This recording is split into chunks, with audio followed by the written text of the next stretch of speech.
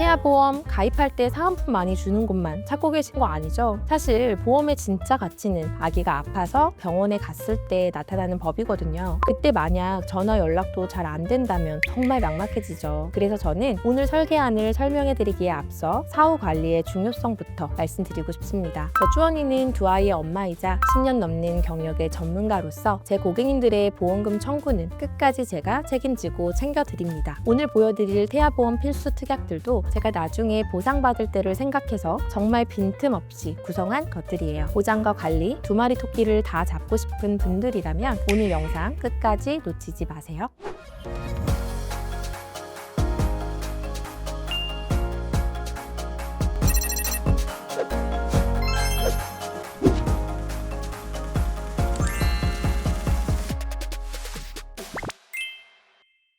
자, 그럼 필수 특약을 알아보기 전에 태아보험이 도대체 왜 필요할까요? 우리 아이가 태어나자마자 겪을 수 있는 신생아 황달이나 특정 감염병 혹은 예상치 못한 선천 질환 같은 리스크를 예비 부모님들이 임신 초기에 미리 알고 대비하는 것이 무엇보다 중요하기 때문이에요. 이때 발생하는 의료비는 가계에 큰 부담을 느끼실 수 있거든요. 가장 많이 고민하시는 게 100세 만기와 30세 만기일 텐데 주언니가 확실히 정리해 드릴게요. 태아보험은 우리 아이의 평생을 전부 책임지는 보험이라기보다 아이가 성인이 되어 독립할 때까지의 리스크를 집중적으로 관리해주는 성격이 더 커요. 30세가 되었을 때 병력 때문에 걱정되신다면 무심사 계약전환 제도를 통해 성인보험으로 보장을 이어갈 수 있는 길이 있으니까요. 너무 걱정하지 않으셔도 됩니다. 사실 지금부터 높은 보험료를 내며 100세 만기를 준비하는 것보다 저는 30세 만기를 훨씬 추천드려요. 30년 뒤면 의료기술이나 보험 트렌드가 지금과는 상당히 다를 수 있거든요. 그때의 상황에 맞게 새로운 보장을 세팅해 주는 게 훨씬 현명한 방법인 거죠. 솔직히 말씀드리면 100세 만기 구성이 상담 과정에서 더 강조되는 경우도 종종 있지만 저도 두 딸을 키우는 엄마 입장에서 보면 매달 나가는 지출의 합리적인 균형이 무엇보다 중요하다고 생각하는데요. 그래서 저는 여러분이 실속 있게 30세 만기를 선택하시는 걸 진심으로 권장해 드립니다. 그리고 꼭 기억하셔야 할 골든타임, 바로 임신 22주 6일이에요. 이 시기가 지나면 가입하고 싶어도 못하는 태아 전용 특약들이 정말 많거든요. 특히 기형아 검사에서 이상 소견이 발견되면 가입 심사가 아주 까다로워질 수 있어서 대부분의 현명한 산모님들은 1차 기형아 검사 전인 10주에서 12주 사이에 미리 준비를 끝내신답니다. 본격적으로 태아보험 추천 특약에 대해 설명해 드릴게요. 첫 번째는 가장 기본이 되는 상해 후유장애 보장이에요. 기본 계약이라고 소홀히 생각하시면 절대 안 돼요. 아이가 사고로 다쳐서 몸에 영구적인 장애가 남았다면 최대 1억 원을 보장해주는 든든한 버팀목이거든요. 예를 들어 놀이터에서 놀다가 십자인대가 파열되어 후유장애가 생긴다면 장애율에 따라 1,000만 원, 2,000만 원 그 이상의 보장을 받을 수 있어요. 여기에 질병으로 인한 후유장애 보장